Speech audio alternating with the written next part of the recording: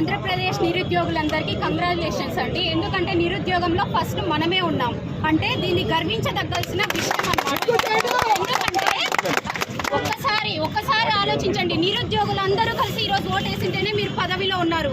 అదే నిరుద్యోగులతో మళ్ళీ పెట్టుకుంటున్నారు. పాదయాత్ర విషయంలో ఏం చెప్పారో ఒక్కసారి గుర్తు తెచ్చుకోండి సీఎం గారు.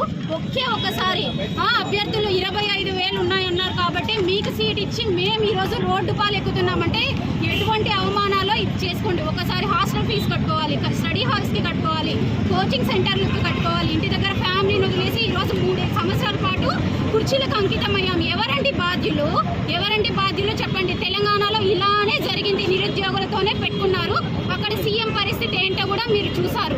సో ఇటువంటి పరిస్థితి మీరు దయచేసి తెచ్చుకోవద్దండి. ఇప్పటికే అభిమానం ఉంది కాబట్టి మెగా డిఎస్సి వేసి నిరూపించుకోండి. మేము ఏదైతే మాట ఇస్తున్నామో అది మళ్ళీ మీరు కుర్చీ ఎక్కుతారు.